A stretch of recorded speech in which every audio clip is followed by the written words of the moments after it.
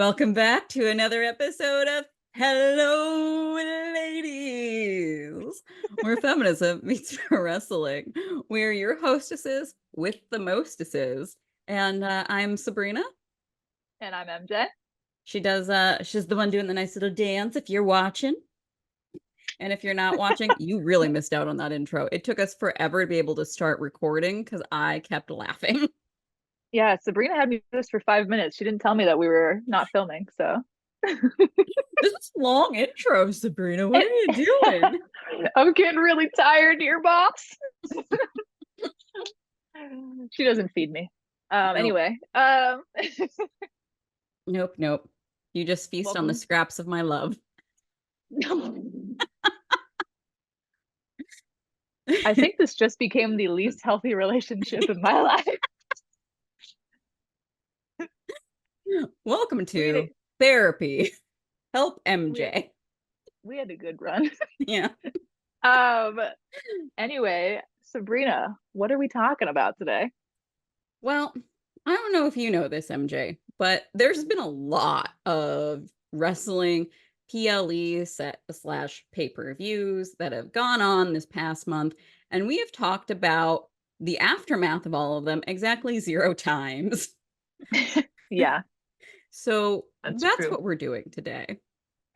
So, as the time of recording this, it is September. So that means we are going to cover, actually, last weekend was All Out. So, we're Yep. going to cover all the way through All Out. So, we're going to go SummerSlam. Mhm. Yep, all the way to All Out. Yes. Now, I have And to ask a question for everybody. Whoever wants to leave us a little comment, send us some love. We have a question for you, and that is of all of the pay per views we're going to talk about today, anything that happened between August and now, what has been your favorite pay per view, PLE? Let us know below. yes. And if you're wondering, does anyone actually answer these questions? The answer is yes. And this is your peer pressure to be a good listener like them. Yes. And if you want to be a good listener also, follow us, like the content, please. Send us some love. Yeah, let other people know that they should be watching too and come hang out. Yes. And give a review. You don't have to put the words, you can just do some stars. We love stars. Do it. 5 stars. That was my Stardust. Oh, Five, yeah. five, five time. I should be wearing my Stardust shirt for that. Sorry, I didn't warn you. But you know what? Your earrings kind of match the vibe right It's now. true, the alien. Hmm. Those are pretty sick. Oh my God, I love those.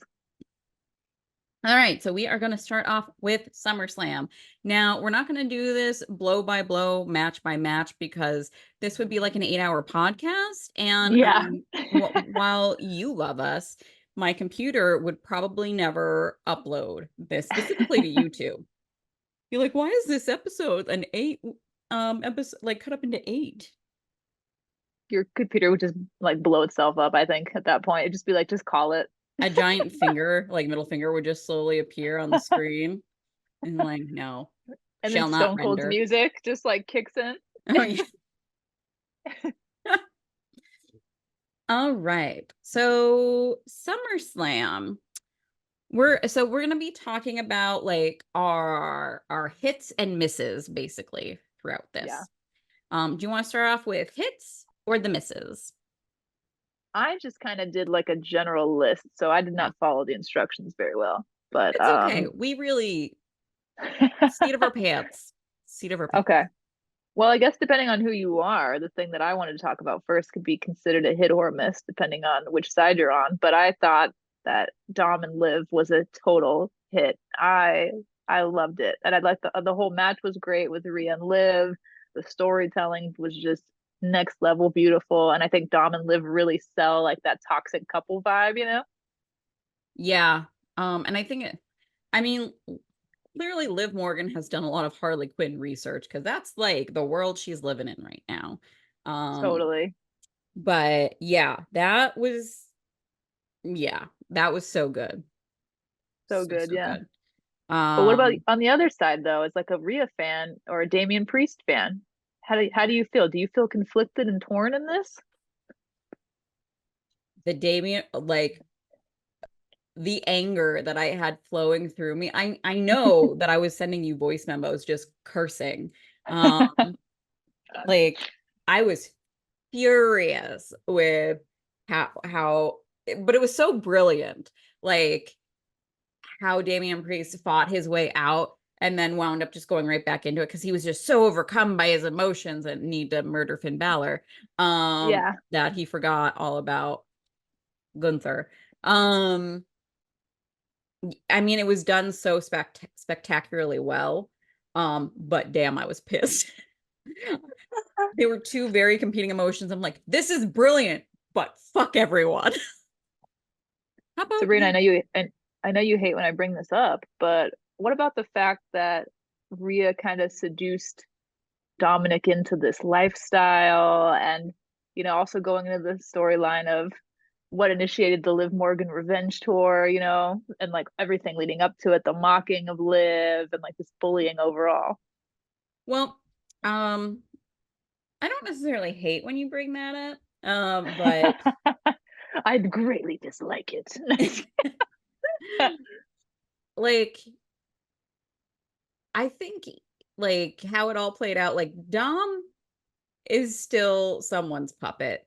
Um, my Yeah. my actual greatest problem with this whole thing, which is how it's been going since SummerSlam, is the women's title on Raw has it like it's nothing now, basically, because it's it, who's going to be fighting Liv for that other than Rhea for a while? Like Yeah. it wasn't defended at Bash in Berlin because Liv was in a match, right? I mean, it was killer, but um yeah, like I feel like I mean, I'm not it's even watch. I'm not somebody that watches. Raw. I mean, I might watch Raw now more that we're gonna about to switch to 2 hours because the three is just too intimidating for me. It's too much. I can't. My attention span will not allow that.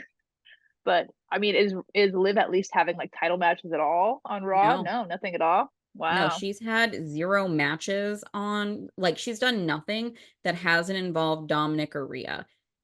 Her title Wow. reign thus far, like, as a champion, is she's just a placeholder, very clearly. And, like,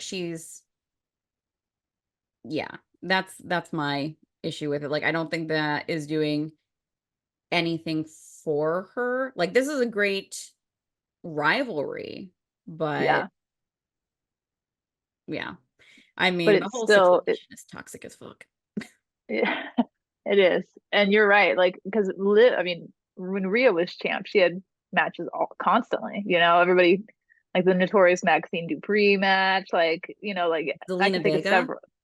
Lena Vega, yep. And then she was just regularly defending it even on, episodes of Raw and things like that, right? Hmm. So the whole thing has just bugged me so much. Like Liv, it's just I feel so bad for Liv because she just can't get a good title run. And she's so capable and fantastic. It just feels like she's always put in these tough situations. Yeah. I mean, the flip side is she is getting a ton of TV time. Her Yeah, segments are very desired because of like this storyline, but um what I would love to see happen actually, and I don't know if it'll happen, but um if Rhea doesn't get the belt back from Liv, I want to see Zelina Vega get it and rather soon. Um sure. and just that's what I want so badly. Oh my God. I would love a Zelina title run so much. Um But yeah, the only one, so out of the four people that right now are really involved in that rivalry, being Dom, Liv, Damian Priest, and Rhea Ripley, the one who in real life is probably the biggest red flag is the least of a red flag on the show, being Hmm. Damian Priest. I just realized as we're talking that like the top that three of the four top belts are all held by heels right now. Yeah. That's so interesting. Hmm. I don't know. It just hit me right now when we were talking about it. Yeah. Um, but yeah, what are your thoughts on the whole toxic Rhea, Liv, Dom thing? Do you think they're secretly a throuple?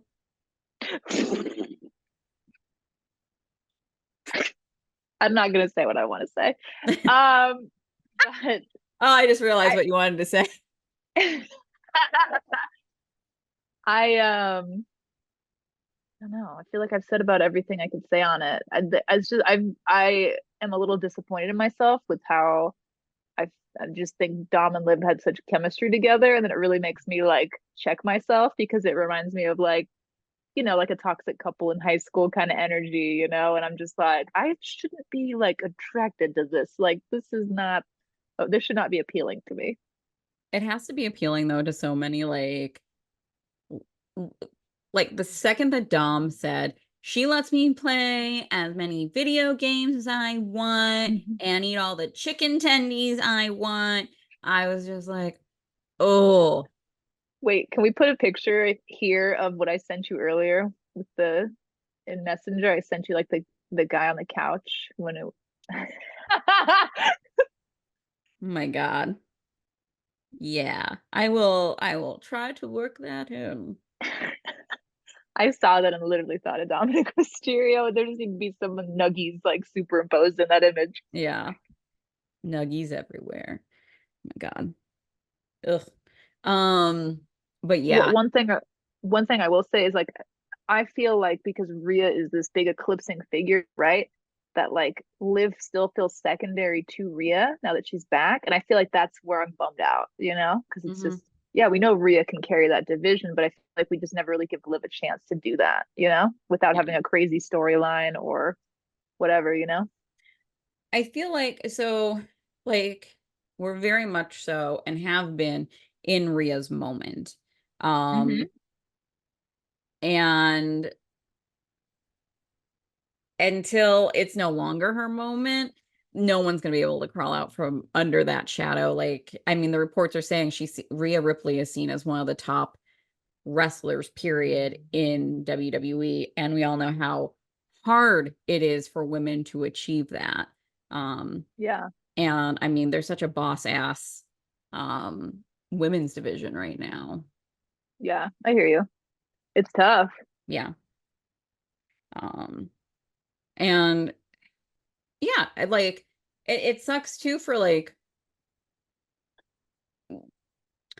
if Liv Morgan was as she is right now 5 years ago, she would have been like owning everything because like there were more openings for someone to be kicking ass. Maybe more than 5 years now because that would have been like the time of Asuka and the Four Horsewomen and um But I think back to like Liv's first title run, and I felt so bad for her because when she won the belt, it was around the time that Vince had left, mhm, and Triple H was trying to pick up any pieces he could and make something out of it, right? And so then Liv was essentially the transitional champion in that time period where everything was just broken, right? So this is like 2022. This is when I was like full on back to watching WWE, and I remember really like liking Liv a lot and feeling so bad for her because of the hate she was receiving online after literally like years of people just screaming, "Why not give Liv a chance?" yeah. So I just feel like she constantly gets like the shitty end of the stick. This is her third run, right? Because didn't her second one end with that weird like with Ronda Rousey beating her in that weird way? Why did I think it was her second run? But I could be wrong. Yeah. I'm not sure. I feel like it's her third run because I feel like she had it for a really short time with that Ronda thing and she was in that we like it was such a weird moment when she lost it because it made it look like she liked what was happening. It was strange. Weird. Yeah, I don't remember. I don't know why I thought it was twice. Um, my biggest complaint about SummerSlam is that Bloodline rules match should not have been the final Oh, match. It awful. 1000% should have been Damian Priest versus Gunther. And I'm not Yeah. just saying that because I'm a huge Priest stan. Um, it's because that match with like the betrayal, with everything, should have been last. Yeah. I mean, God, anything would have. That match was. I just don't feel like Not the good. bloodline in terms of like I'm talking bloodline 2.0 and Cody just don't have chemistry together in a way that just. I mean, in general, I don't think that the current bloodline 2.0 really has like the Legs. the same. Yeah, exactly, 1,000%. Yes, like people can hate on Roman, and it's everybody knows I'm not the biggest Roman Reigns fan, but I can acknowledge the fact that like his presence as a villain, like that he's established, is solid. You know, I love that compared you to used the like, word acknowledge. I know I do this all the time too. Mhm. It's because in my parents' house, like they're larger and none of them can fit in like the little head of the table, little slot because it's got like these arms on it that are all tight. And so I always sit in that spot. And then as I sit down, I always, raise up the one. And then they're just like, yeah, yeah, yeah. It's pretty funny. I did not know that. That is wonderful. One thing we didn't talk about is that LA Knight became United States champion, Yes, and Beat hopefully, Logan Paul. hmm hopefully we'll never have to see his stupid fucking face again, although that's not going to be the case, but not Yeah, LA he'll Knight. be back. Not LA Knight. Not LA Knight. LA Knight's face is fine. I had two other notes. Mhm. One was Punk versus Drew with Seth as the ref. What did you think of the ref cam during that one? Not great. Not great. I did love the ref's outfit, but Yeah, right. I mhm.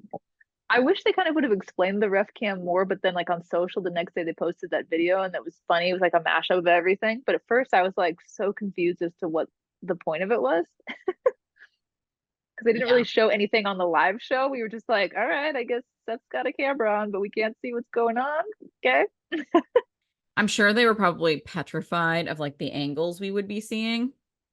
True, yeah, and the Mhm. quality was not good. It was almost like first cell phone kind of quality. You know what I mean? Like, oh, this is my LG flip phone or whatever. Yeah. I appreciate when shows try to do new things. I think the right call was Yeah, definitely and taking if you're doing something new like that, I think that's a great idea to take and put it on social media first to see how it yes, does. yeah, So I if your agree. quality is dick, you don't have to the rest of us aren't there looking at it in 4K like in high definition like, "Oh, what?" Do we think the ref cam's going to be back for Survivor Series? Because that would be kind of a fun one to have. I don't know. I don't know. Crazy. I guess well, no, because I was like maybe for war games. I'm like, wait, they're not in there with them for war games. Yeah. It would just be on the outside and that would look like shit. Oh, There's look, a a cage. fence. Look a bit. You're like having flashbacks to being a kid in someone's yard. Like you're getting chased off the schoolyard. I got hurt. Yeah, it would almost be like virtual reality, right? You're seeing the Hmm. Actually, I would love if they put ref cams on them and then only when like refs were tackled or like if they're running away from someone, that's the only time we see the footage. that would be funny. We talked about acknowledgments, but SummerSlam ended with a very special return. It did. I guess we should both say it instead of just pointing. Uh, Roman Reigns. Oh, that was good. The OTC, which by the way, every time I see that, I think over the counter. Yeah. Yes. Yeah. Oh my God. Isn't it like, doesn't Pepsi have like a Pepsi OTC like over the? I always think of those commercials. Yeah. Huge. And I love that like Cody wasn't just like assuming that everything was fine. Yeah, Like, keeping that up like we're not buddies. He's just cleaning up his house, his side of the street. exactly. I like that too. And of course, your boy Sammy Yeah, getting a big old win, which getting a win. yeah, he won the belt from Braun Breaker, which neither one of us predicted. Yeah, is that what happened? Yeah, I'm like, Sammy's champ right now. oh, wait. Sammy's champ right now? Not like the champ, but whatever it was that Oh, US title maybe? hold on. You said he won it from Braun. So I Braun stopped and I Breaker. was like, he beat Braun to retain, right? So Oh, Sammy still had the belt, right, at SummerSlam? I'm trying to think. Oh isn't my that when he God. initially won it? And then, No, Sammy won at Mania. He beat Gunther for the IC belt. but Braun Breaker had it. Is that when Braun won? I thought so. Okay, never mind. Reverse. Braun won. I stopped. I was like, I was nodding and I was like, wait. Yeah. I would have sworn I just saw him with a belt on this week. Man, I don't Sammy know. was taught Sammy was talking to Bret Hart about how he was going to win the IC belt from Braun, right? That's what it looked like on the highlights that I saw.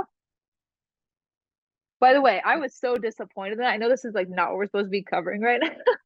Technically, it is in the past of right now, but Sammy did like this like really beautiful long backstage promo that was like, I'm like gonna be like at the top of this and da, da, da. And I was like, yeah, you're gonna be the WWE champion. And then he was like going for the I'm getting my belt back. And I was like, wait, what? That's not like the top. I was like, Sammy, you hyped me up for Oh. Oh yeah. No, he was just wearing a hoodie from whatever. I don't know. Well, like what is in my mind, I inserted that belt on him. I don't know what's going on. Don't he won mind it. me. He won at SummerSlam. Yeah. Okay. Yeah, I know. In my heart, Sammy's already the WWE champion, other than Cody. They I just would shared together. I would love for Sammy to beat Gunther. Maybe that's what it is, like, because there's all like the talk that since he beat him for the IC championship, he can um but no, he was Sammy came out to the ring and it was Gunther that he got in the face of because Gunther was like getting in Bret Hart's face. So Yes. Sammy is trying to go for that championship. Okay. Yeah. And then when he was backstage, maybe I'm misinterpreting it, but he said something that was weird that made me think of the Intercontinental belt. I don't know why. I could totally be wrong on that because that's why I got confused too. Because I swore he came out and Gunther was there in the ring, which he was. Mhm. But then I was so confused as to why it sounded like he was talking about the IC belt. And somebody's gonna comment below and be like, "MJ, you're so wrong. Go to sleep." Well, clearly they're gonna be like Sabrina's on drugs, because she thought Sami Zayn Well, was this is a champion right now. What? this is a recap for both of us, I guess. For Dear Lord. Trying to remember a month's worth of wrestling shouldn't be this difficult, but there is so much of it. yeah, it's tough. There's so much. Yeah. All right. Shall we move on to Bash in Berlin? That was the next one, right? Let's do it. All right. Um, and we said this during our predictions. Overall, like it was solid, but there were no big surprises for Bash in Berlin. Hmm. I guess the thing that got the loudest pop throughout that night, like they said, like with the meter, was when Rhea put Dom in that chokehold with her legs again. I forget what it's called. I want to call it a clover leaf, but it's not that. In the corner on the turnbuckle. What is that Yeah. called? Oh, yeah. Yeah, I have no idea. I have no idea. I feel like the IWC probably has a special, separate name for it. probably. Yeah. But that got the loudest pop. Um, Yeah. but I that match was my favorite. Um, Was this the one that the internet broke afterwards because Rhea put Liv in that finisher? Okay. 100%. Yeah. Put her in that pinning predicament. Did you see the video where I can't remember who it was, but somebody asked Damian Priest what they would call that move? Did you see that interview? And then No. he said he's like I call it the take it easy because he's trying to talk to people online who were like blowing up, about it, and he's like take it easy. Hmm. I thought that was pretty good. Oh God. Yeah. Yeah. That was quite the pin. I saw so many videos of like women being like, when they asked me why I like professional wrestling, or like this is stupid, and then they show that and everyone's like, ah. Jesus. But um yeah. I mean, I felt like that was a good match. It was my favorite. It was the one I was most interested in seeing, Sure, regardless sure. of what the pin looked like. I mean, I think we both know my favorite match of the night was the strap match. Yes. I loved it. I loved the concept. I wish they would have explained the rules a little bit better initially because I felt like I was watching it and even the commentary, I can't remember who was talking, but somebody didn't really explain. They're like, "All right, and now the lights reset." And then I was like, "Why?" Like, why the lights reset right now? So then they explained it, and then I was like, "Okay." But it was just it was kind of clunky the way they didn't really explain the rules as clearly, especially because WWE doesn't do a lot of strap matches and they're always going to do it in their own way. So that was kind Yeah. of confusing. Yeah. Um, I thought it was done so well. Like, Yes. yeah, it was those two work really well together.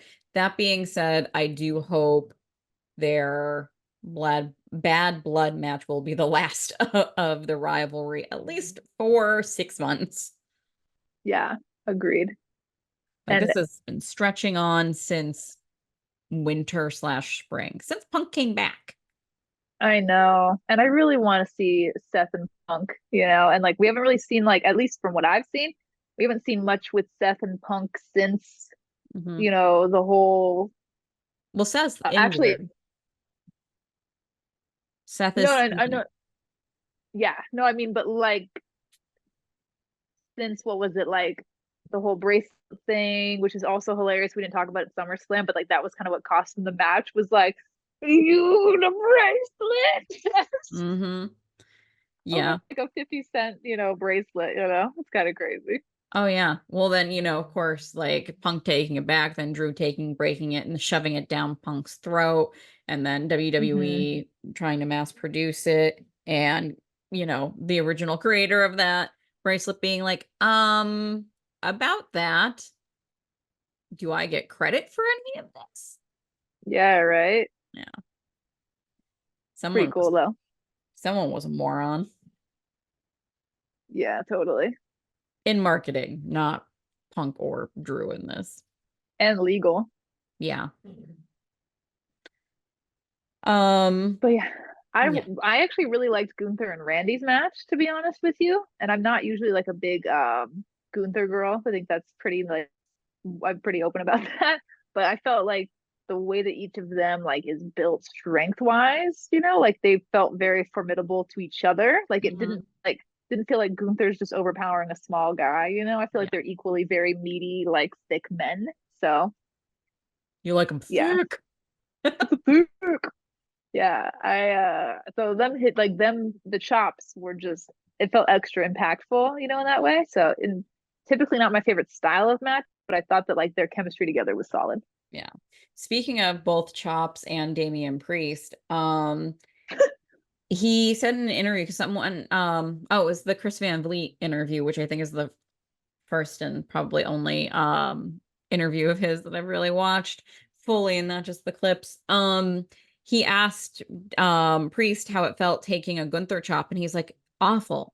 It is awful. Like chops suck in general. And he said something I never thought of, which is it hurts taking a shower afterwards. It hurts when your shirt touches your chest. Like it sucks. Yeah. And I was like, that makes sense. Never thought about that. Can you imagine like working out and sweating then into your chop Mm-mm. ouchies? Ugh. No, absolutely not. Yeah. Why are Ugh. they gently sobbing in the corner holding their chest? Sweat. Oh my God. Did you have any other thoughts on Bash in Berlin? No, like I mean, it wasn't a weak pay-per-view, but it wasn't like anything to write home about, I would say. Yeah, I feel the same. Yeah. Solid wrestling. Bless you. Solid storytelling. Yeah. Yes. Yeah. Whew. Thank you. Um, I want to talk about just really quickly because I did watch NXT No Mercy, and that card was fabulous. I won't spend too much time on it, but it was cool seeing it's just cool seeing Ethan headline a pay-per-view or a PLE, whatever, you know? Mhm. Yeah, it was cool seeing Joe Hendry. I actually really thought that at one point Joe Hendry was gonna win. And like going into this, I was actually like very like dead set that Joe Hendry because he's so over. But I feel like Sabrina had a conversation about this before. It makes sense what she had said, which was Joe Hendry getting the top title in TNA first kind of makes more sense than in NXT, but I don't know. He's like the whole world right now is just in he's got the whole world in his hands, Joe Hendry, you know? Mhm. That man's on fire in the He best is. way. I just don't want them to drop the ball on him though, because it took him so long to like get the acknowledgement that he has right now that he deserves. And I just Mhm. feel like WWE, mostly in the Vince era, right? They just instead of like striking while the iron's hot, you know, they like I feel like with LA Knight they kind of dropped the ball a little bit because he's still hot right now, but he was like scorching before. You know what I mean? Well, Joe Hendry isn't a WWE talent. He's still under TNA. So I think TNA traditionally has a better track record of that. Whenever the hell his contract is up, though, who the hell knows? Yeah, that's true. That's true. I'm jumping the gun a little bit. I would love to see that man in the Rumble, though. Mm. Do you think that prior to this current like run, and when I say run, I mean like the last like maybe 8 months or so when he's been scorching hot, like that TNA kind of used him like I don't want to say as a gimmick fixture, but like leaning more towards that, even though the man can wrestle. So I guess that's where in my head I feel like now that he's gotten like this acclaim, I'm just curious how they're gonna move forward with him, you know? Um, so I feel like because Joe Hendry also does like some good old comedy wrestling. And Yeah. he's very good at it. Hmm. Um like an Orange Cassidy. And I feel like they kind of treated him like how AEW has treated Orange Cassidy, which is well. Um and I feel like they've been building off of that model kind of in a way Yeah. because they have a lot of gimmicks on TNA, like PCO. I almost said PCOS, which is different. Um, but yeah, so I don't know. Yeah. With you talking about Orange Cassidy in my head, I get my fantasy booking going, and I'm just thinking about how much I would love to see like Orange Cassidy and Joe Hendry. Yes. I'm curious how like their styles would because like Joe Hendry leans more strong boy, whereas Uh-huh. Orange Cassidy is jack of all trades in many ways, but is Sure. more like flippity doodah. You take your shirts off. Yeah, I don't know who I would cheer for in that situation. I'd be like, I want everyone to have a good time, especially me. I love that. No hitting each other in the faces, boys. Below But the belt anyway, only. that was all I wanted to say. Just acknowledging how good that pay-per-view is because I'm really trying to get back into NXT a little bit, but there's just so much damn wrestling. So I just had to kind of give it up for the people who put that on. It was solid, solid show. And then we have All In Wembley Stadium. God, this is so much wrestling. Yep. I can't remember if it was this or at All Out where Renee had the red dress number.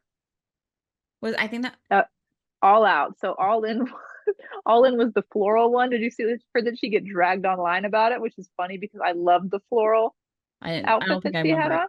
because I didn't see whatchamacallit at all, the 0 hour Hmm. for that. So I wouldn't have seen her, and I don't think I saw it on Instagram. Okay. Yeah, she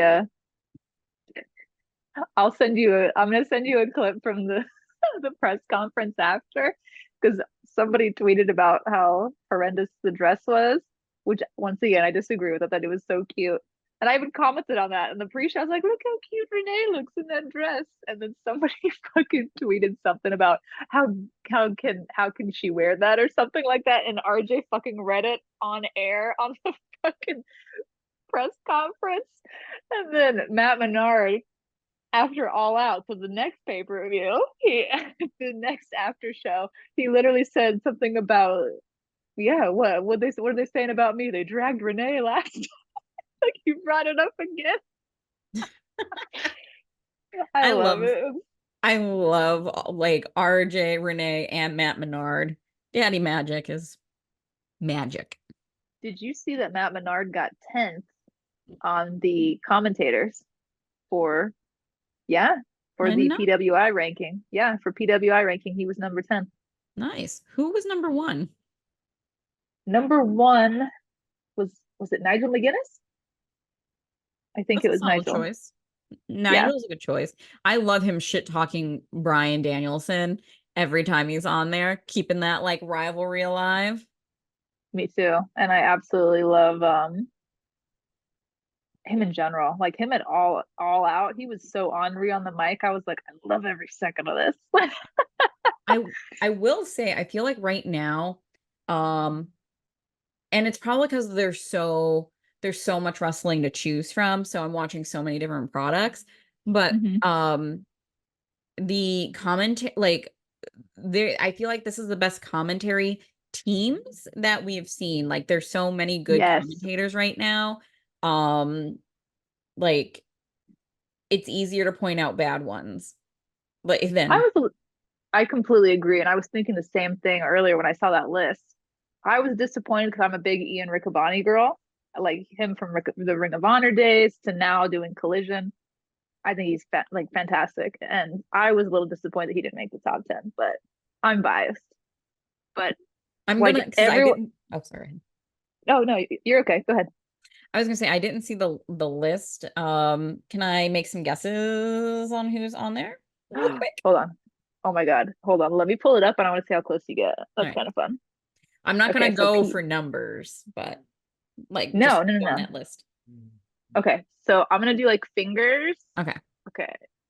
I think I found it. Hold on. Okay. I found it. All So right. So you we told got, me we number got one, 10. so we're good there. Michael Cole. Michael Cole's on. Okay, so this list is clearly flawed because Michael Cole is Well, goaded. this is for colored commentators, I should say. I Oh, didn't realize the specification on it. That was my bad. okay. Then I will dial back my rage. So Um, now I take back my Ian Riccaboni because he typically does a lot of play-by-play stuff. So yeah, shit. I'm gonna have to really like mentally adjust there. Taz. so yeah. Okay. I was like, if Taz isn't on there, also flipping. Um, I feel like, I gave away Matt Menard too already. oh yeah. Wade Barrett, Yeah, he's number two. that's well deserved. Pat McAfee, Yep, you got five. The others are hard, Lily. There's a couple that you're gonna get, I think, but the others are hard. Corey Graves. Mm-mm. No. Well, is he color anymore? I think he might have. He's kind of like he's a tweener commentator. Yeah. I think there's only one more on this list you're gonna get, maybe. Because Triple A, TNA, and New Japan are represented here as well. Yeah. And what's his face isn't color on TNA. I can't remember the other person. The Mm, Latin. All this is kind of a tough one because sometimes he's WWE, sometimes he's NXT. So I'll give you that hint. oh, nope, that's not his name. He's bald, right? Booker T. You already were at five, so then I had it down here, and then I was like, Yeah. Who is the I bald didn't. guy?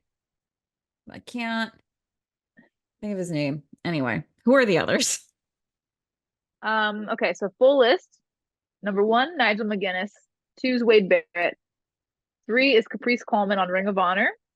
Yeah, Four is Matthew. I feel so bad. I apologize, Matthew, if you ever watch this and I botch your name. Rowalt. So sorry. I knew that had to be wrong. Taz is five. Pat McAfee six. Booker T is seven. For Triple A, it's Hugo Savinovich. And then we've got Veda Scott, who I actually didn't even know did commentary, which is interesting. And then Matt Menard from AEW. hmm, Maybe I'm confusing Veda with somebody else. I'm about to feel like a jerk. that's okay. Um, yeah, Oh no, I was thinking of Veda Scott. Veda Scott is by the way, her handle is it's Veda time. that's good. Yeah. I think Veda Scott is the partner of yeah, Speedball Mike Bailey. And I did not Okay. know that she was a color commentator for New Japan. That's really cool. Hmm, So I learned something today. yeah. Um, that's a really solid list. And like there's no one I feel that was left off of that Yeah, that should have been on. Yeah. I And I feel agree. like that was a really solid top five. And I'm really happy for Daddy Magic because I've always loved his commentary. It's so good. I was really like hoping that you weren't gonna be like, and Jericho made the list. You just made the list. Yeah. You know, speaking of which, did you get a chance to check out the PWI like the top 10 and see who was on that? No. Oh shit, Samoa Joe was number 11. Do you want to try to take a hand at guessing who the top 10 was? No, because it's men and women, or no, it's just men. Just men. So for reference too, it runs, I want to say I could be screwing this up. Somebody I'm sure let me know in the comments. I want to say August 2023 to June or July of this year. So that's how they gauge the year. So performance between that time. Cody Rhodes. Did you already see he was number one? No, that was my guess You're though. right. Yeah. He's one, yeah. Um, Joe Hendry. Is he on the? Not in the top 10. Okay, that's some bullshit because we he's had such a year. Um, Roman Reigns. I just saw Orange Cassidy got 24, one ahead of Alex Kane. That's kind of cute. That's also some No, bullshit, but Roman is not in the top 10. that's also some bullshit. Like I'm not the biggest Roman Reigns fan, but like he had such a run. I know, I know. Um, Damian Priest. You have to answer Damian that Pri first. Damian Priest was number six. So you got two. Yeah. Swerve. How'd you know? I feel like Hangman was out injured too much. Okay, you're correct on that. Um, Do you want who do you want a hint or no? I'm trying to think of who's in AEW. Um, I'm just torn up about the Orange Cassidy not being higher on that list. Um, fuck, why can't I think of like my mind has just blanked. Why don't I look at my little list? Will Ospreay, Yep, MJF. yep. I was like, wait, I have a list of wrestlers right in front of me. Um, is Gunther on the list? He is. How many have I I got guessed? I want to say you got six so far. Okay. You got Cody. Hold on, let me check. Cody, you got Swerve, you got Will, you got Damien, you said MJF, and you said Gunther. You got six. Yeah.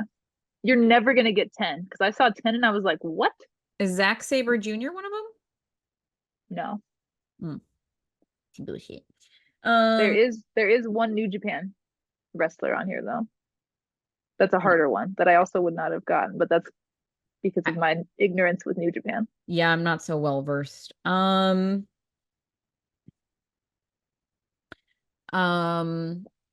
okay. So let's Josh Alexander. No. Um, I'm trying to think of men. You are miss you are missing one WWE, one New Japan, one AEW, and one CMLL. Drew McIntyre. No, that's what a lot of people were mad about, that he didn't make the top 10. This one shouldn't be, but I'm gonna say it. CM Punk. No, Okay. I was like, he has not had a run that would put him. Oh, Seth Rollins. Seth Rollins is right. Yep. John Moxley. And John Moxley. Yeah, you got those two. Okay, so then the other ones, Mystico got number 10, Okay. which but then I don't know anything about Triple on CMLL, so I don't know. And then Tetsuya Naito was the Japanese wrestler. Okay. So I love like just looking at a list like this and seeing what other people think. It's kind of Yeah. cool. That's so dope that Alex Kane got 25 though. That's fucking crazy. Yeah. Snap, snap, snaps. Well Like deserved. like Adam Copeland is one over him, like 26. So it's Alex Kane got 25. Adam Copeland, LA Knight was 27. How Alex Kane beat out in the hell is Alex Kane not signed to a major, major company? he beat out Christian Cage, which is kind of crazy considering the year. No disrespect to our Yeah. buddy Alex Kane, but Christian Cage has had the fucking last year of his life. Dragunov, he beat out Zack Sabre Jr., Speedball Mike Bailey, Logan Paul. We'll take Ugh. that. Yeah. Rey Mysterio, Josh Alexander, David Finlay, Carmelo Hayes, AJ Styles, Randy Orton, Jack Perry, Kevin Owens, Finn Balor, Dirty Dominic Mysterio, like Ethan Page, Matt Cardona got fucking 77. That's crazy. Yeah. Telling you, if you're not looking up Alex Kane matches, you are missing out. It's the future of pro wrestling right there. Oh yeah. All right, let's hop into all. Viperous is on here. I wonder. That's really interesting. Oh, Sandra Moon's on here. There are women on here as well, but not like immediately in the Then I'm forefront pissed. of. Now I'm mad again. Yep. Oh yeah, there's women on here. They're just not like in the top even 100, it looks like.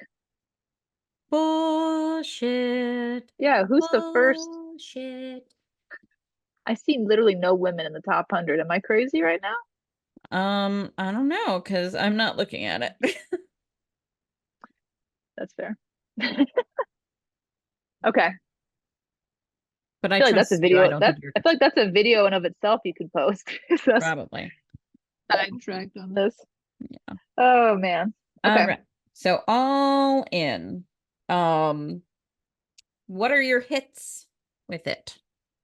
Because there's a lot I of have a I have both a hit and a miss in one. Jamie Hayter. yes. Having Jamie Hayter return on the pre-show, even though it's the tail end of the pre-show, that is a miss, my friends. That is a miss. Jamie Hayter deserved better than that. Having Jamie Hayter back, hit. Yes. Timing, miss. Agree. 100% agree. Although this pre-show was a much better pre-show than All Out, which we'll get into in a little bit. Yeah. Um, what is a hit and miss for you? Um, a hit for me was the Timeless Tony Storm versus Mariah May match. Because I Yeah, mean, obvi. And it was so good. totally. Like the interactions with her mother, Oh like, my God. and just Miss Tony Storm holding her like Mariah May's mother to her bosom, like, oh, so good. That was pretty great. Um, Kissing Nigel McGuinness, right? mm-hmm. Did you hear the whole joke about that? No, I don't think so. So there's a whole joke that because Nigel later debuted, right, in the Casino Gauntlet match, that Mariah May is responsible for two things. Um, she kissed Nigel McGuinness, which gave him the power to come back strong in wrestling, which in turn inspired, and he came out to Oasis. This is theme music, which in turn inspired Oasis to get back together. She's got the magic kiss. Yeah, yep. Um, yeah, I will say my match of the night is probably different than a lot of people's, but mine's actually that four-way London ladder match with like the entire time I was watching it. So it was the Bang Bang Gang versus the Patriarchy versus House of Black versus PAC and BBC, which or Uh-huh. not BBC, Black Black BCC. BBCC, not the British broadcast. That'd be interesting. Uh, but that was my favorite. And I mean, that style of match is built to be my favorite, but I just kept thinking throughout that entire thing, like how proud I was of the ass boys. Oh my God, I know, right? But that was my favorite match. It was so well done. Solid choice. We talked a little bit about the Casino Gauntlet match and how cool it was to see Nigel McGuinness come out, but Mhm. how awesome was it to see Ricochet make a debut as well? Yes, Pretty crazy. Confirmed he is not hologram. correct. Correct. I actually told my dad about that, and then he Googled something about Ricochet and or hologram, and then that was the first thing that came up in search was, are they the same? It was pretty funny. The one thing And I Christian did, won. oh, so go ahead.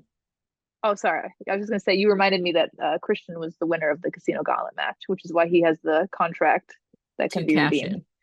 in.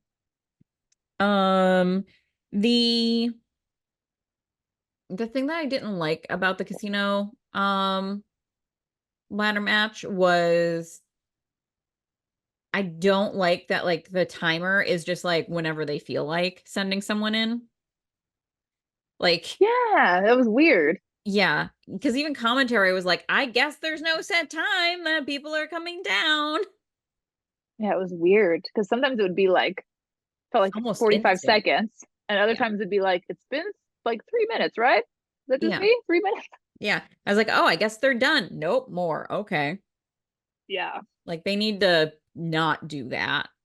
That needs to be yeah, a set time. I don't know if Tony Khan was just like, I don't want this to be like the Royal Rumble, but mm, it I didn't like that. yeah.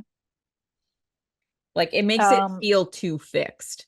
Like I know wrestling is predetermined, but this makes it feel that way. yeah, it feels hokey. I'm Yeah. not a fan of it either. Yeah. Um Osprey versus MJF. MJF coming out looking like Uncle Sam basically meets uh Creed from Rocky a little bit there. Meets an American bald eagle. Yeah. Um And yeah, and the fucking American flag that came down with his face in place of the stars. yeah. It was That was something. that was pretty funny. I also cracked up how they couldn't get all the streamers down, so it was like just hanging up there during like the end of the show.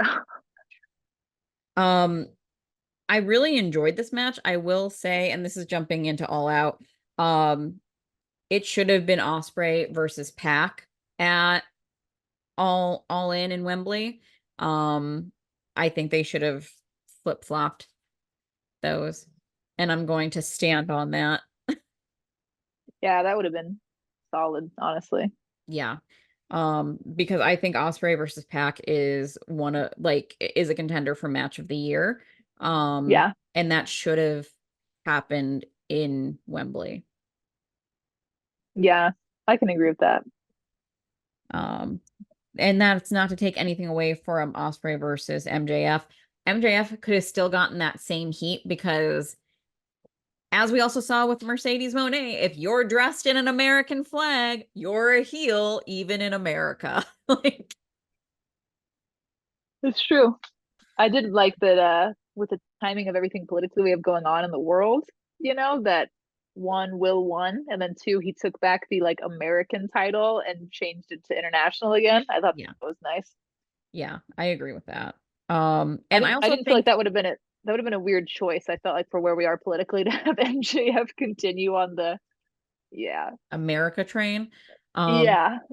if you haven't watched MJF's interview on Cultaholic with Jack the Jobber, you need to. It is hysterical. Like, it is so freaking good. I think one of my favorite moments is MJF is like, "Can we take a moment to talk about your food here and how bland it is? And don't you guys have seasoning?" And Jack the Jobber's response was, "Well, we have gravy." And That's MJF's not a brain seasoning. melted out of his brain for a second. He's like, I'm sorry. Did you say that gravy is a seasoning?" And I was like, this explains all you need to know about British food. Sorry, any Brits listening to this. I loved it. I thought it was so good. Um, there was one match that, so I, full disclosure, I watched all in like a week later, almost, And in and chunks. in chunks. Yeah, I watched a chunky all in, and um, so I had heard, I had some spoilers, not as many as one would think, but specifically for, I had heard such bad things about Mercedes Moné versus Britt Baker that I had like the bar was in hell for me. But when I watched that match, I didn't think it was bad. Like, Yeah. I thought it was going to be like terrible, like botches and da da da da da. But I didn't get that. But I don't know again if it's because like I had been jaded prior to it to like set my expectations to nothing. Yeah. It really wasn't that bad. I think that when you watch the whole show together in one chunk, though, then it's kind of more of a letdown because the momentum everything else feels. So Yeah. that took me out of it a bit. But I feel like I'm not going to say Mercedes is getting better because that sounds like it's a weird thing to say to somebody who's like considered a veteran, right? But somebody who had ring rust, who came back from from a long injury, all these things, like you're going to be a little bit like out of it. And fans, everybody's been really merciless. Like when people were so excited about the idea of her being in AEW, and then when it happened, people turned on her really quick. Super fast. Um, yeah, super fast. And so I feel like she's going to surprise people, but I feel like it's going to take time. Yeah. Yeah. Like the match wasn't anything to write home about, I would say. Yeah, I agree with that. But it wasn't bad. Um, And I do think that's kind of credit to Britt as well, because I feel like Britt is just such a consummate professional in the ring that like she knows how to work around. I mean, to work around other people's injuries or other people's health things. Like she's proven that before in the past. So yeah, absolutely. Britt Baker is, and I can so I know that was one of the criticisms actually that Britt Baker is such a good worker and that this match, like, not even she could make it like a big star rating. But yeah, Britt Baker's also coming back from injury and illness. So, sure.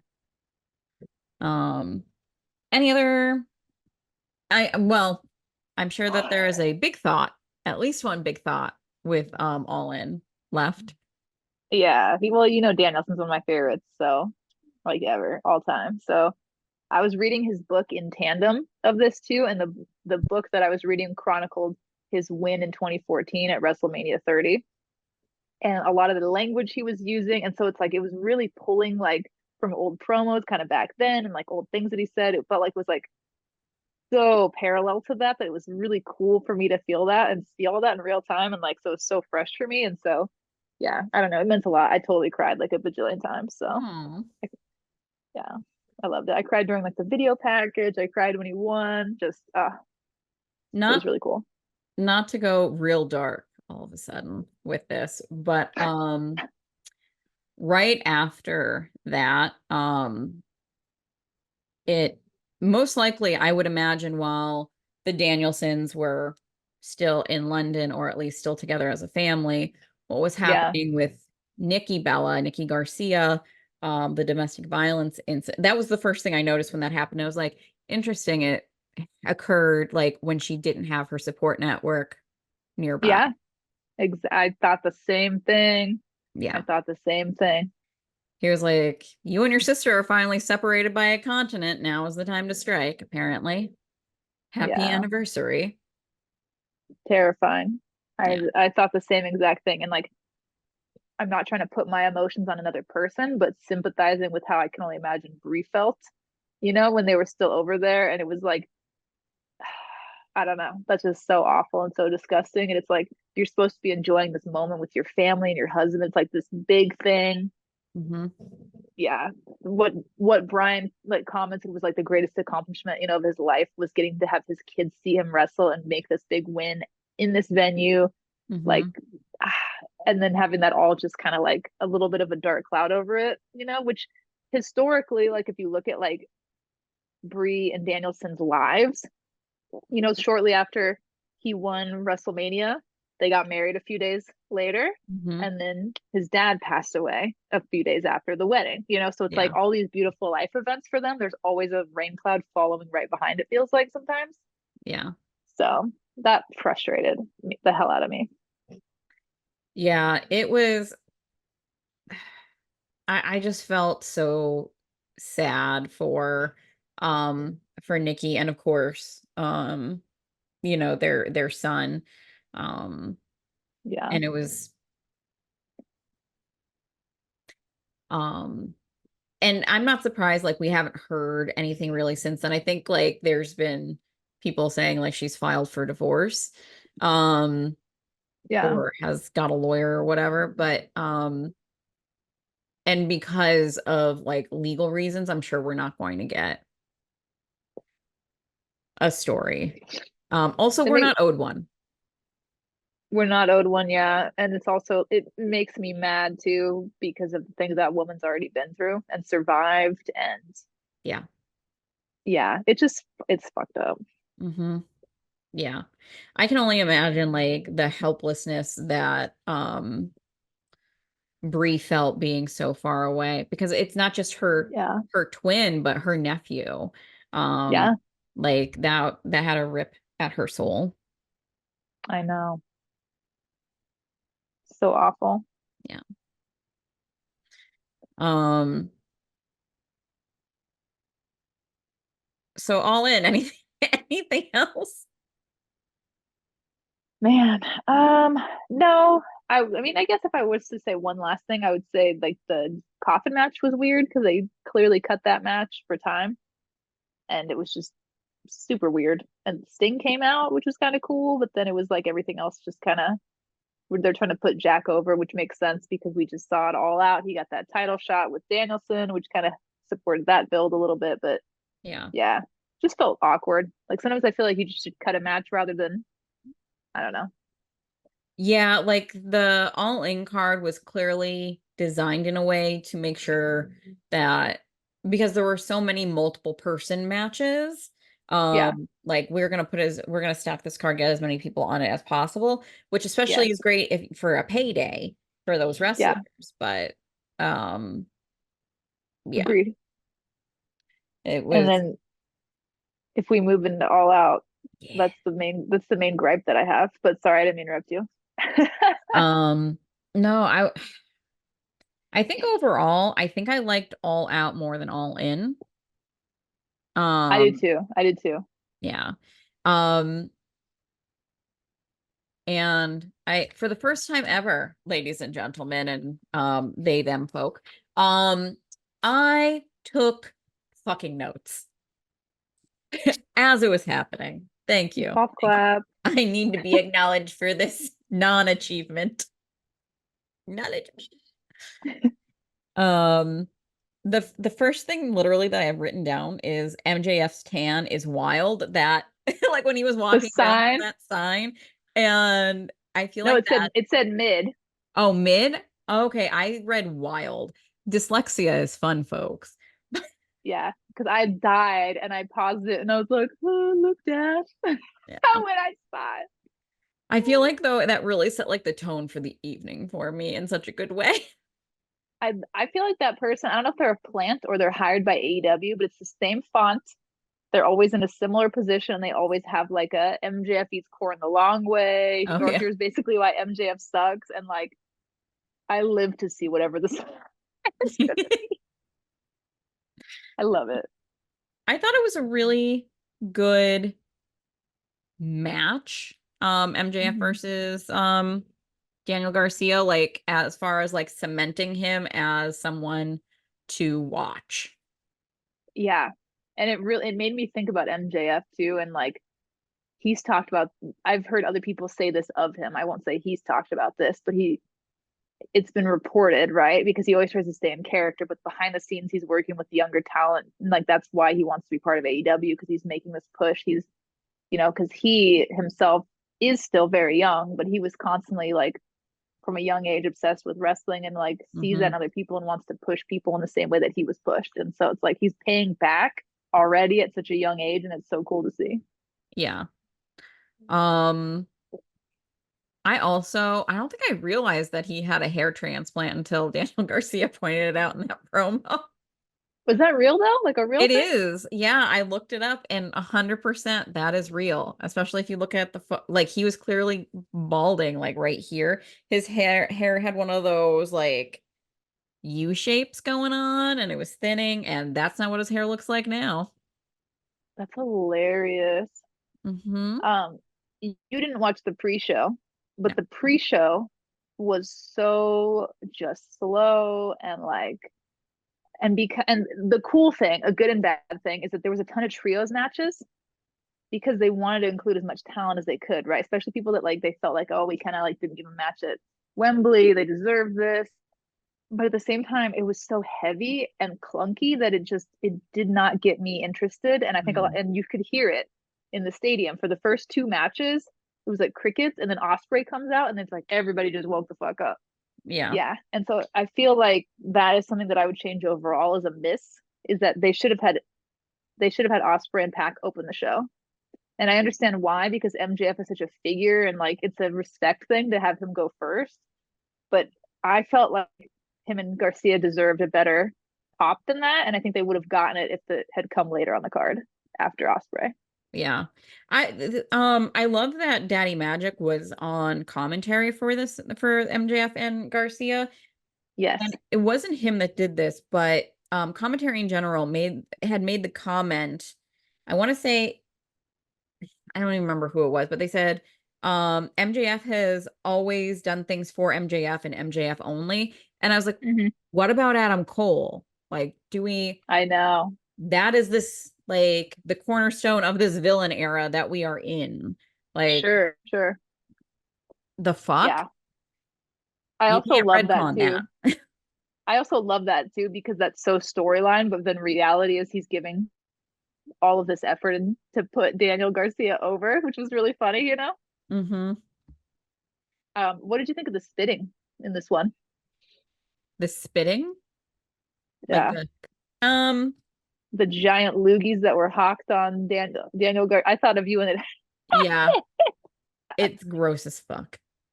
Not my thing. um oh yeah, even my dad was like gagging about it. It was so funny. Yeah. Um One of one the thing I really notes, like. sorry, go ahead. No, good. You're good. One of the notes I had, they had some really great technical wrestling in this. And literally, I just have a note that says the holds and it's underlined with an exclamation point.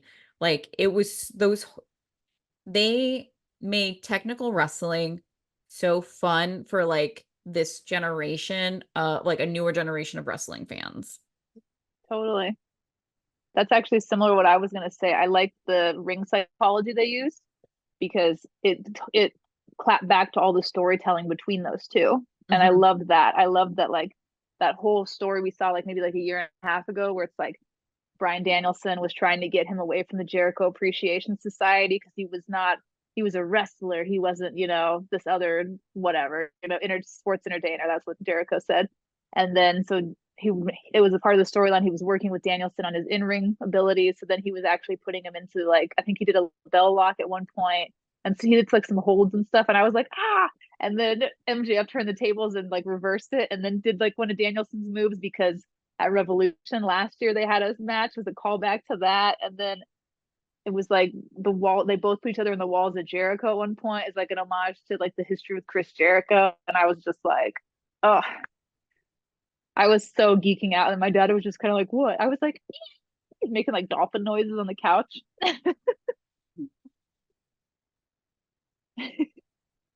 Just you. Yeah. It was a good match.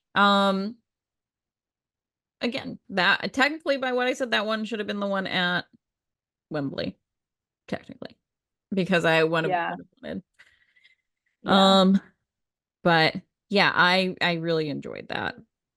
It wasn't my favorite of the night, but obviously I think Osprey and Pac were. I think that after such a crummy 0 hour, and I mean no disrespect to the talent, it was just bad booking, in my opinion. I think they could have done something a lot better with that. But I think if the order would have been flipped, I think that this would have heightened the match in terms of like favorites of ranking for the night for me. Yeah. I did really like the Bucks versus the BCC. Me Um, too. one of the things that I like that one of the notes I made was simply that like the Bucks are still in their prime. Like you can't look at that Yes. match and tell me that they are not still in their prime. Speaking of hair transplant, I was not seeing a Young Bucks bald spot in this match. Oh, on Nick? Uh-huh. I felt like the Hmm. ponytail was the same height. I didn't feel anything was changed. There was nothing covering the back. I saw no bald spot. So in my head, it was like I had the commentary about the hair transplant fresh in my mind. And then I was like, did Nick get a hair transplant? Because he looks really good. I wonder. I'll pay attention more on like Dynamite and Collision and stuff to see Yeah. if old Shiny is back. Oh, shiny. But yeah, they were so good. I and even Yeah. like I loved when Nick Jackson got so like um frustrated with like the leg splits that they were doing, and he gets out of the Mhm. ring and then he kicks the barricade and then he's like and that like Oh my God. spot. That was like classic heel work. I loved it so much. It was Yeah. so good. I also love because like the Bucks are clearly in a place where they help design like the layout of the card. And they took the death spot. They did. And it did not feel like the death spot. I feel like Exactly. they're so like they know what they can do and they're just like, well, we'll knock this out of the park. Death spot Yeah. this. That spot this. Yeah. Yeah, I agree. I loved it, to be honest. And I agree with what you say. I think that the Young Bucks are still one of the best tag teams in the world. And I think that it's frustrating, and I understand from both sides why it's the controversies have overshadowed that talent because people just have so much that they want. Everybody wants to chime in with something. Everybody thinks that their opinion is the opinion to go by. But Hmm. when you get the Young Bucks in the ring, that speaks for themselves, you know? Yeah. And I will forever like they're just so smart with what they do and like how they listen to fans. Like Yeah, the characters that they're now doing, brilliant. love Brilliant. it. Yeah. This Although is those one of my go Go ahead. ahead, go ahead. I was gonna say their outfits have to be a little uncomfortable to wrestle in, but I was thinking that too while I was watching it. I was also cracking up because you're gonna know her name and I feel so bad, but Brandon Cutler's wife. oh yeah, I can't remember her name. But she, of course, designs all their gear. And of course, she did like the crazy intricate like Sergeant Pepper. So then I feel like she was like, okay, this is only 2 weeks apart, guys. I'm gonna take a little bit of we're just gonna do like a standard suit modified like gear Hmm. for all out. It's like you got the badass gear for and then it's like you're getting the more like standardized general gear for all out, you know? Yeah. I'm only one woman. Exactly. Yeah, yeah, yeah.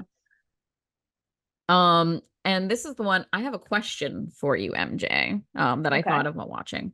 So Love there's all this.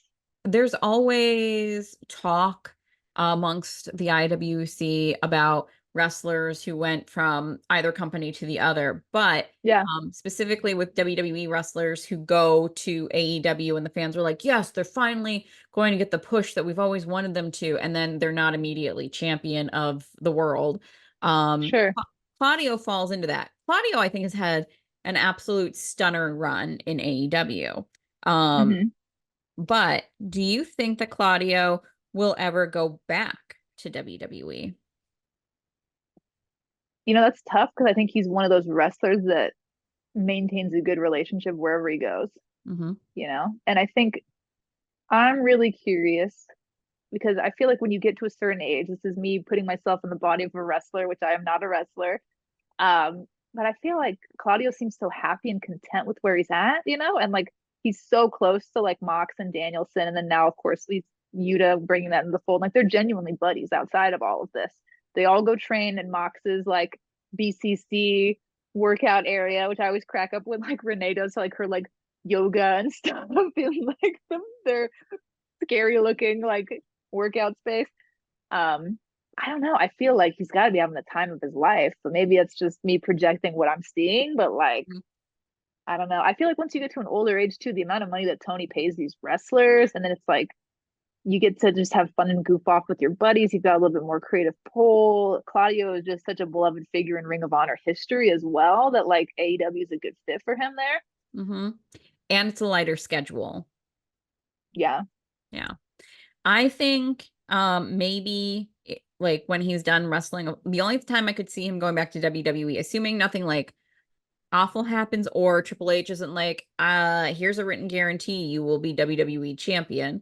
Mm-hmm. Um, but without those two things, like I think he'll be in the WWE Hall of Fame one day, specifically for the bar.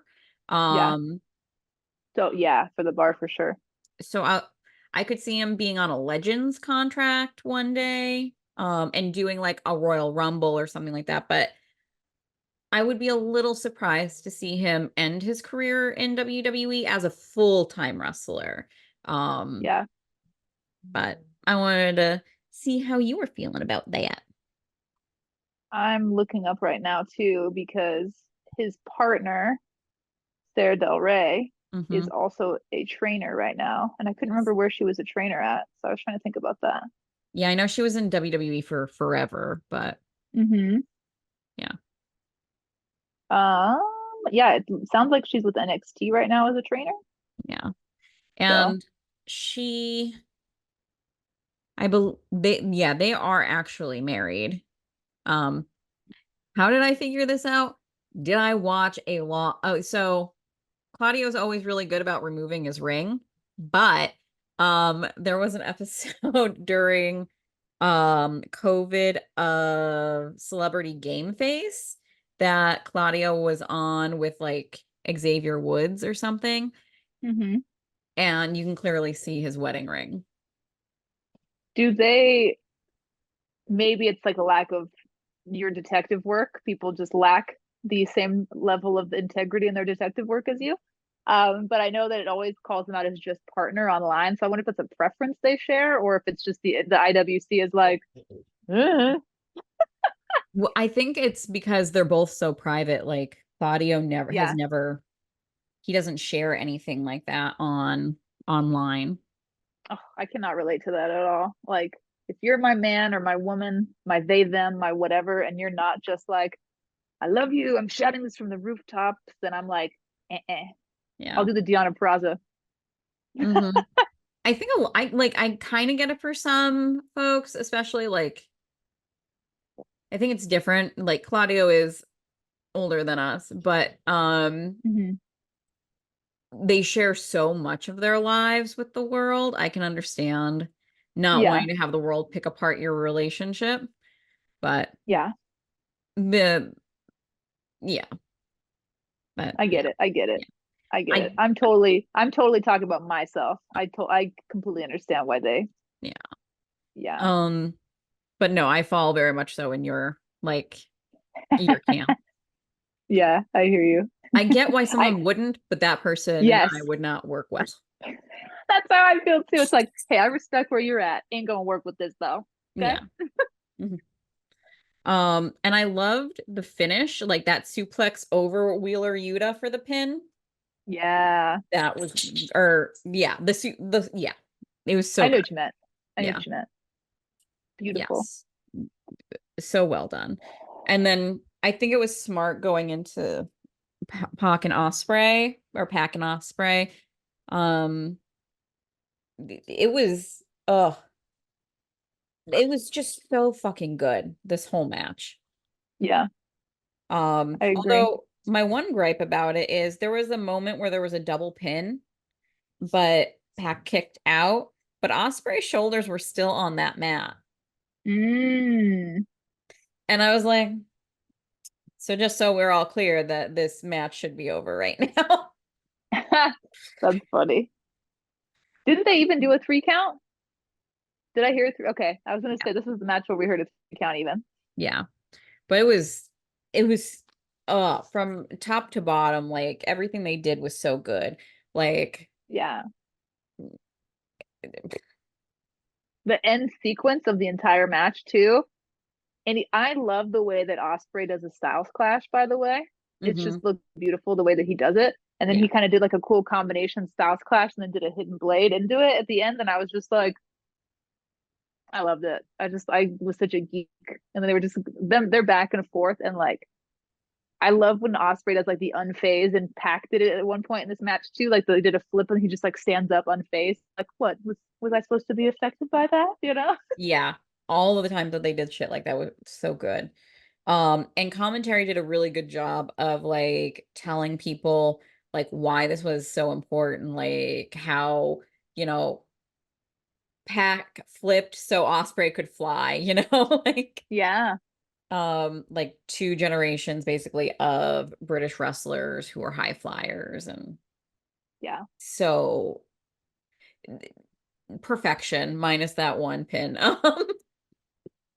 I always get kind of sad when I think about Pac too, because I was such a huge Neville fan in NXT, hmm and so I just there's so much about wrestling that breaks my heart, even when people get like these redemption stories and like now he gets to be in a place where he's got more freedom, but I still want to push for him so badly. Yeah. I get really upset when I think about like what could have been. Do you know what I mean? But it wasn't the reality of where the world of wrestling was. It was like wrestling was still catching up to the rest of the world. And so I that also kind of feel stuff. yeah, had Triple H been in charge of the main roster, like Pac might have very well been um champion. Like Agreed. he might have been the first UK champion. Yeah, I hear you there. Yeah. But Drew got to do that, so Yeah. cool for him. He was at home just like, whew, thank God they're It, misusing him. I think about that like with everything, whether it's like feminism, whether it's like I think about where like people who like walk so we could run now. You know what I mean? I Yeah. think about that all the time. And I feel like a sadness and like a mourning of that while still simultaneously being like full of joy. It's like a very like mixed bag. Yeah. Yeah. Um, any other thoughts about that? Yeah, sure. No, it was incredible though. What's something that really was a nope, not gonna use that phrasing. What was a big hit for you? For the whole card for Yeah. this. Oh, God, the Chicago street fight with our girl Willow and Saturday night. Yeah. I love that they're calling it every night is Saturday night with Statlander. That's the greatest thing. One of the things that I appreciate, both women had their hair pulled back out of their faces. Like this was a fight, you know? I Like, love when Willow does her hair like that and how her whole outfit was just like down to business. yeah. Yeah. Um, but I always appreciate when wrestlers show up looking like we're here to fight. And for women or Yeah. anyone with long hair, you gotta get it out of your face. You gotta do it. Agreed. Agreed. Um, I a note that I had about that one was two things. Was this the first AEW fight we've ever seen with light tubes? Was a question I had because I so can't think of one. Okay. And then the other one was just the note that I think you'll agree with is like if you give women time, they will always deliver. And that's exactly how I felt walking away from that match. yeah, I will say, I felt that this match could have been longer. I felt Hmm. like it was probably the shortest match on the card, and that pissed me off. So, I don't know why I didn't feel that way. I don't know. uh, but I mean, it was a good match, but I felt like it was short comparatively. Oh, Um, okay. um, but I also made this note. there's no amount of money anyone could pay me to do a split on thumbtacks or I know, glass. No I amount. know, I know, I know. Made my knee hurt watching it. Knee. Well, I wasn't worried about her knee. There are delicate bits there. I feel like the delicate bits were hovering though. Even still, I would not risk it. For the biscuit. Yeah. Uh, I do have a note because the following match after this was a fatal four way with our men. Had Takeshita, Okada, Briscoe, and then of course Orange Cassidy. It just got Hmm. me really stoked for what? Oh no, I any time that it was OC and Takeshita in the match, I was like, oh, MJ. That's funny. Um, I love seeing Okada and Takeshita across from each other and like the way that that place erupted, and it just made me go wrestle dream, wrestle dream. This that was also a really good match, and like everyone in it made sense. Like there were stories all the way around. Yeah. Um, Did yeah. we do we want to talk about Monet and Sheeta? We got two more matches. We've got Jack and Danielson, and then Sheeta and Monet.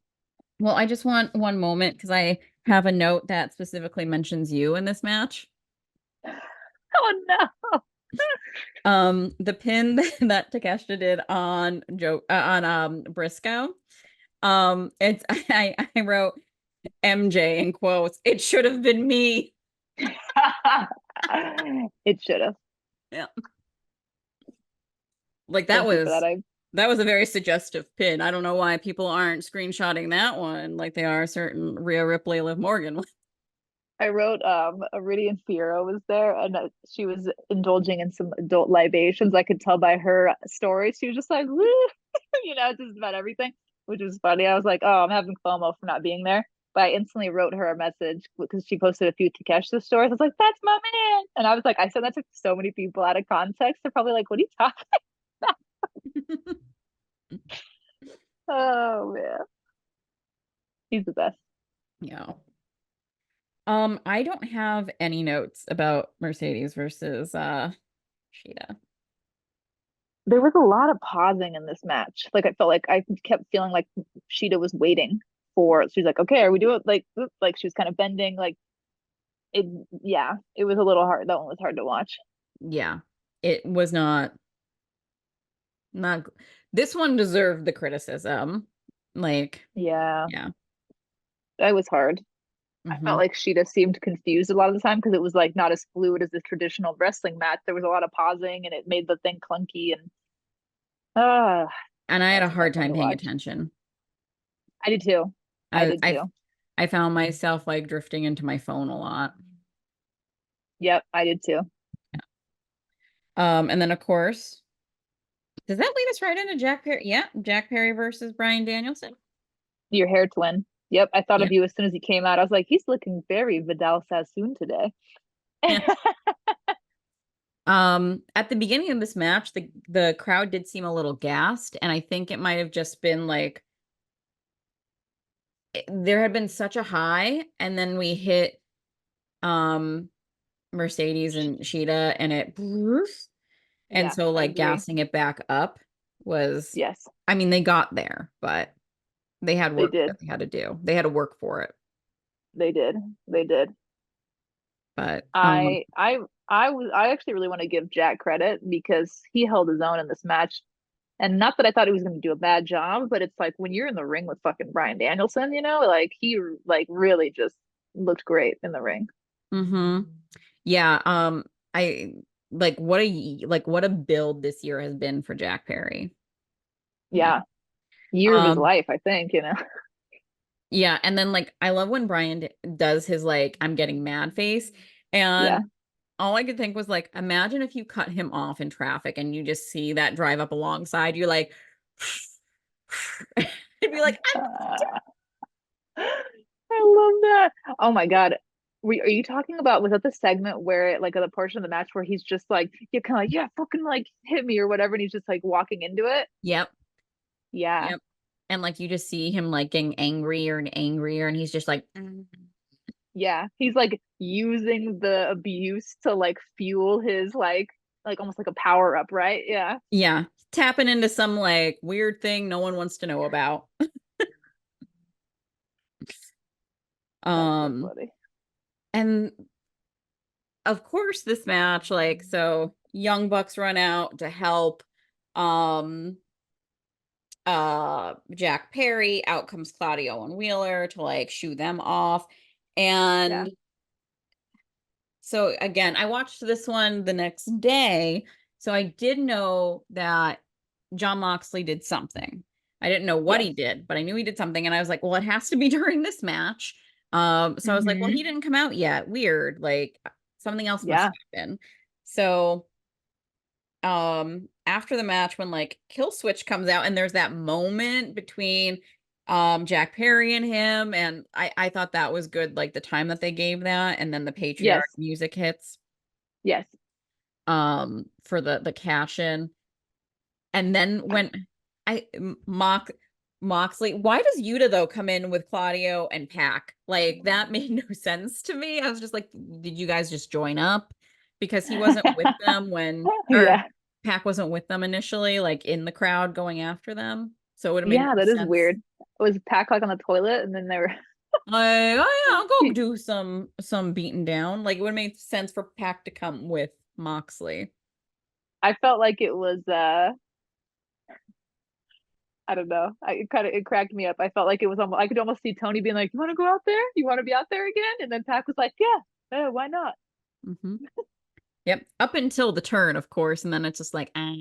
Because I felt like it was so weird for at All In, yeah, for Pac to be in that match with the BCC. I was like, Hmm. this is strange. Now that makes sense, of course, like because um, you know, the bastard has helped turn on Brian Danielson. And I loved Wheeler Yuta just being like, That broke my fucking heart. He sold that so well. no. Uh-huh. Yeah. It was, and it was so interesting because like it was last year that, Wheeler Yuta was being choked to death. We were watching a murder happen, and John Moxley was the one who said, I quit to save Wheeler Yuta. And Yeah. now Wheeler Yuta's crying as Moxley is committing murder on um Brian Danielson. I feel like BCC has had so many points where I can't tell whether they're heels or faces. And what's really funny is I thought that as this match started, where I was like, Hmm. "What the fuck do we even stand right now?" It's so Yeah. all over the place. I had that same thought, lame brain. Um, and I was just like, especially with like Yuta and like the turn, like, because I love Wheeler Yuta, but I will never forgive the BCC for what they did to the best friends. I know, right? That's why there is no more best friends. I think But that BCC has had to pivot because I think I've said this before on the podcast, but Mox and Sheeta hold the same place in AEW to me, where they have been like that go-to person where it's like, okay, we want somebody in a title picture that's going to be reputable, or we need somebody to carry a championship for a while. mhm, It's one of those two, depending on whether it's a men's, women's division, yeah. Hi, Cheddar. He was just like, you've been talking very long and not paying attention to me. Um, but no, I agree. Although I will say that John Moxley has had the better booking and has been treated better overall with that. Oh, 1,000%. But I think that Sheeta would be like the women's division equivalent. Yeah. Like I thought about that, how it's like even though they just kind of pulled her out for this match, how it's like, but it's Sheeta. She's always like the go-to, whatever, Yep. you know. Um, but yeah, the I'm excited for the um Moxley Danielson more so because I'm not Moxley's biggest fan of his in-ring work, but I'm Hmm. excited to see. the promo offs between them. Like I think the storytelling will be there. I'm not sure if I'm going to be so down for the matches themselves, but I'm down for the story. I feel like heel Mox is my favorite, you know? So, I mean, I like both. I feel like he can play like a really good, like almost like anti-hero face too, Mhm. you know, kind of like that role, but I really like him as a heel, at least as John Moxley, you know? Not as Dean Ambrose. As Dean Ambrose, I liked him as everything. I had He had a such a different crush swagger on, about him as Dean Ambrose. He had like sexy danger man as Dean Ambrose. yeah, he kind of gave me like toxic boyfriend vibes as Dean Ambrose. So maybe that's, you know, something I needed to talk to a therapist about or something. I don't know. If you think MJ needs to talk to a therapist about this and you've made it this far, comment below. Uh, All of a sudden, I'm like, I'm offended. This is the most commented on video. why are there 60 comments? Um, Make it 69. you'll just be the one adding it till it's that. MJ, did you type 9 comments on purpose? Yes. Um, Everyone is just like, aha. Yeah, there you go. um, but yeah. Um, so that was technically the main event since the last one's unsanctioned. Full disclosure, because both MJ and Megan both messaged me and were like, under no circumstances should you watch this match with Swerve Yeah, and Hangman, which I was already very much so skeptical assuming. about. Yeah. Like as soon as the Those, house went up in flames, I was like, I can't watch this match. I can't.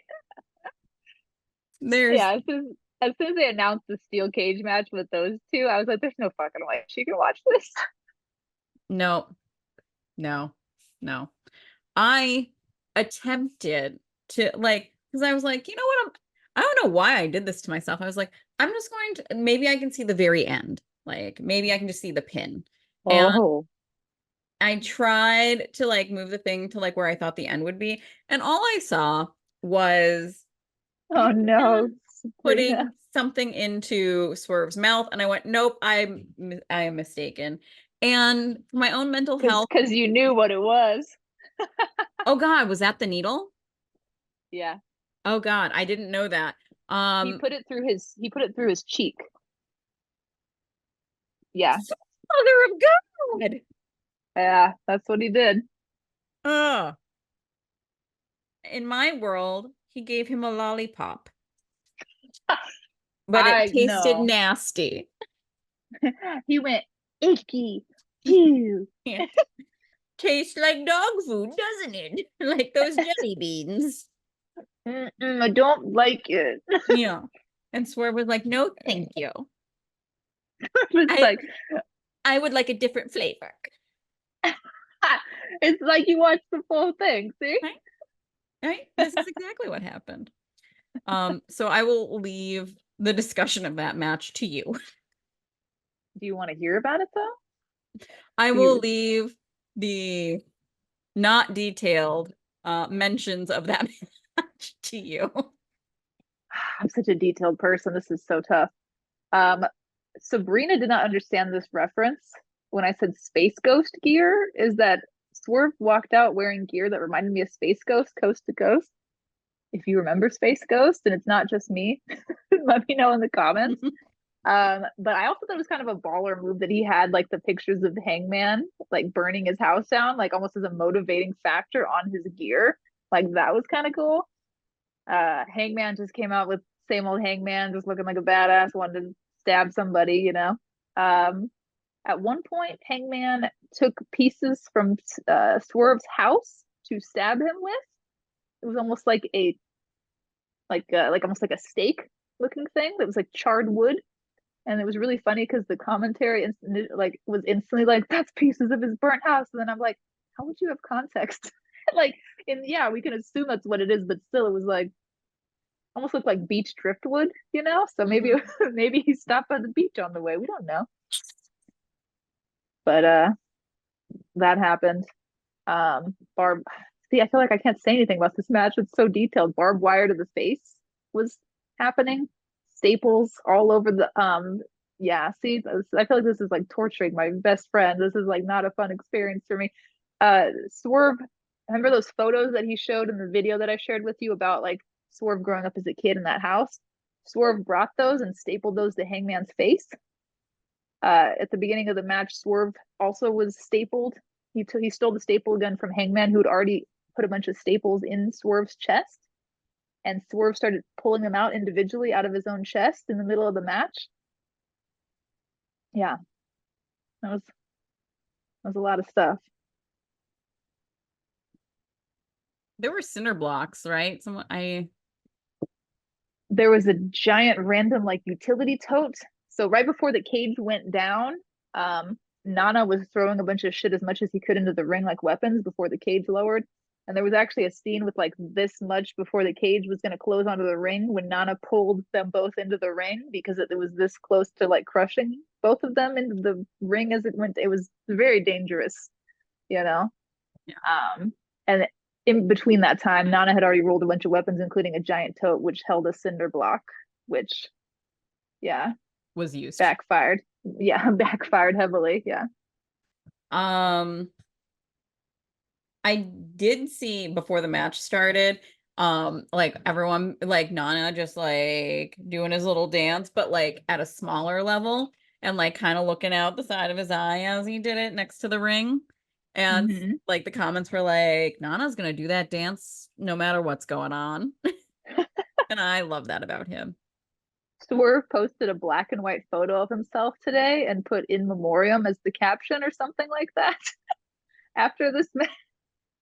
Who actually won? I don't even know that. Hangman won. And Hangman did not look happy about winning. It looked like he was almost kind of remorseful with his actions a little bit. So I don't know if we're going to see a face turn from this or if it's just he's just gonna go lose everything, you know? Or if Because the he's just comment sad that he didn't murder him. he kind of it almost kind of gave me like a what have I become kind of a moment, you know, where he sees the monster that he is kind of energy. I don't know. It was interesting though. The funny thing is, so because I listen to like true crime, Mm-hmm. listening to things like that doesn't bother me, like the descriptions so much. It's harder because because I know Hangman and Swerve and like what they look like so well, I can picture things, so that's troublesome. But you can like I can be listening because I can't picture the things because I don't know what they look like. I can't picture the setting, I can't like whatever. But I know this like the wrestling setting. I know what these things look like. I know what these moves are. So Yeah, seeing your faces that you were making when I was saying it, I was like, should I keep going? I don't like this. it's just like, no, it's good for me. It's exposure therapy. Like if I was in a fucking like saw type situation, it's like you have 10 minutes. The only way you can save your best friend is by describing this gruesome match in extensive detail to her. And then I have one of those fucking like things in my head. I'm like, fuck you, Jigsaw. And then I just get clamped to shit. Just like, just help me, MJ. Just It's like, I'm like, you're going to think it's icky. I don't want to. it's just a nasty lollipop. It's like, MJ, you're lying to her. You're going to get your face clamped in 5 minutes. And that's like, I don't remember that part. He's like, Gaslighting Jigsaw. MJ, I think you're just making shit up now. It's like, I think you're wrong. You're gonna kill an innocent person who's doing what you want. Am I? I'm really having a mental crisis right now. I I'm going to pause everything and go rewatch this match. All right, I'm going to put 3 minutes on the clock paused.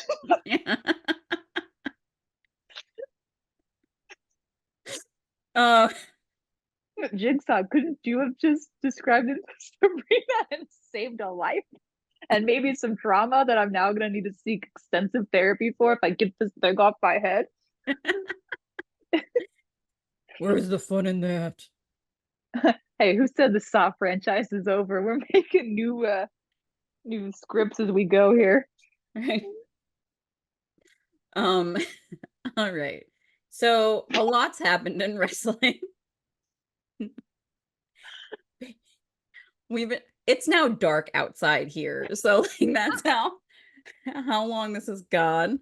Um, so final thoughts.